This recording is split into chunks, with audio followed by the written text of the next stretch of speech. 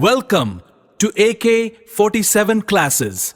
I am Nitu Devangan from class 12th math stream. Today's our topic is inverse of a matrix I using determinant A. मतलब कि हमारा जो inverse निकालना है तो इसका एक फॉर्मूला है adjoint of A upon value of determinant. जिसमें होगा क्या, हमें पहले वैल्यू ऑफ डिटर्मिनेंट निकालना है। अगर वैल्यू ऑफ डिटर्मिनेंट अगर हमारा जीरो के इक्वल आ गया तो हमारा इनवर्स नहीं निकल पाएगा। अगर वैल्यू ऑफ डिटर्मिनेंट अगर हमारा जीरो से छोटा आ गया या फिर जीरो से बड़ा आ गया तो हमारा वैल्यू इनवर्स निकल पाएगा। अगर ये जीरो आ रहा है तो ये हमारा सिंगुलर मैट्रिक्स हो जाएगा, सिंगुलर मैट्रिक्स। अगर ये जीरो के इक्वल नहीं आ रहा है तो ये हमारा नॉन सिंगुलर मैट्रिक्स, मतलब कि इसको ना ऐसे नाम दिया गया है।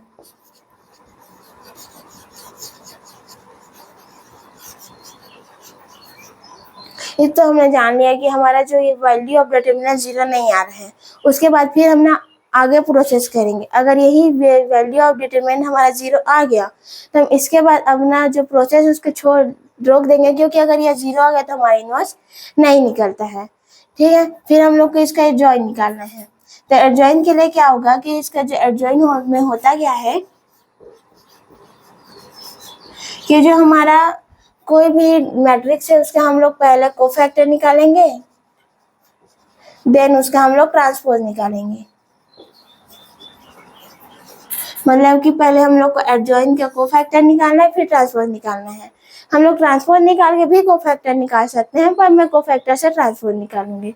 कोफैक्टर होता क्या है हमारा कि कोफैक्टर हमारा वो डिटर्मिनेंट में होता है जो आई और जेड के फॉर्म में होता है, जिसका एक फॉर्मूला है -1 i प्लस जे ए आई जे। मतलब कि -1 हमारा i और j, मतलब मैं A11 का निकालूं जिसका क्या है -1 i प्लस जे 2 यही हमारा A11 का कोफैक्टर आएगा। ठीक है, इसके हम लोग निकालना है ट्रांसपोज। ट्रांसपोज में होता क्या है, ट्रांसपोज में हम जो रो में है उसको कॉलम में और कॉलम में उसको रो में लिखते हैं। जैसे कि मैं एक मैट्रिक्स ले रही हूँ जिसका हम लोग को ट्रांसपोज निकालेंगे तो 2 3 1 4 इसका ट्रांसपोज आएगा। ठीक है, तो हम लोग इसका एग्जांपल लेके इसका इनवर्स निकाल के देखते हैं। मैं क्वेश्चन ले रही हूँ 2 3 1 4, इसका हम लोग मैट्रिक्स निकाल के देखते हैं। तो हम इसका वैल्यू ऑफ डिटर्मिनेंट पहले निकाल के देखते हैं कि इसका वैल्यू ऑफ डिटर्मिनेंट जीरो थोड़ी ना आ रहा है। तो इसका तो 2 1 3 4 इसको हम लोग ऐसे मल्टीप्लाई करेंगे, मतलब क्रॉस मल्टीप्लाई करेंगे और बीच में माइनस रहेगा। तो 8 - 3 5, इसका जो वैल्यू ऑफ डिटर्मिनेंट हमारा 5 आ रहा है। मतलब कि ए वैल्यू ऑफ डिटर्मिनेंट हमारा डज नॉट इक्वल टू 0।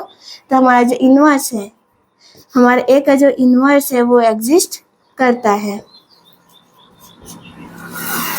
या तो हमने चेक कर लिया, इसका वैल्यू 5 आ रहा है। इसके बाद हम लोग अपना एडजॉइन के लिए फिर से अपना प्रोसेस बढ़ाएंगे। इसका 5 क्योंकि वैल्यू 0 नहीं आ रहा है। एडजॉइन के लिए पहले हम इसका कोफैक्टर निकालेंगे।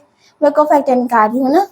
कोफैक्टर में हम लोग इसका आई मतलब मैं A11 के निकाल रही हूँ। तो A11 के लिए ये वाला जो जिस रो में वो बिलोंग करता है, जिस कॉलम में बिलोंग करता है वो एलिमिनेट हो जाएगा। जो बचेगा वही हमारा कोफैक्टर होगा। तो यहाँ पे जो फॉर्मूला है -1 i प्लस जे, तो इसका 1 1 i और जे 1 1 1, और इसका जो ये दोनों इतना एलिमेंट हो गया 4 4 बचा है, ये 22, मतलब 2 2 हमारा वही मैट्रिक्स का फॉर्म में है। तो 4, जिसका कोफैक्टर हमारा आया 4। फिर A1 2 में होगा -1 2 + 1 फर्स्ट रो सेकेंड कॉलम 1, जिसका वैल्यू आएगा हमारा -1। A21 के लिए -1 दूसरा रो फर्स्ट कॉलम 3 -3। A22 के लिए -1 का पावर 4 और ये 2 इज इक्वल्स टू 2। हमारा कोफैक्टर तो आ गया 4 -1 -3 और 2। ये ऐसे फॉर्म में था 1 1 1 2 2 1 एंड 2 2 2। ये ऐसे फॉर्म में था, ये हमारा जो मैट्रिक्स ऐसे फॉर्म में था। तो हम इसका जो ट्रांसपोज निकालेंगे तो ये A11 A2 A12 A21 और A22 इसका फॉर्म होगा, जिसके हिसाब से हम इसका वैल्यू रख देंगे।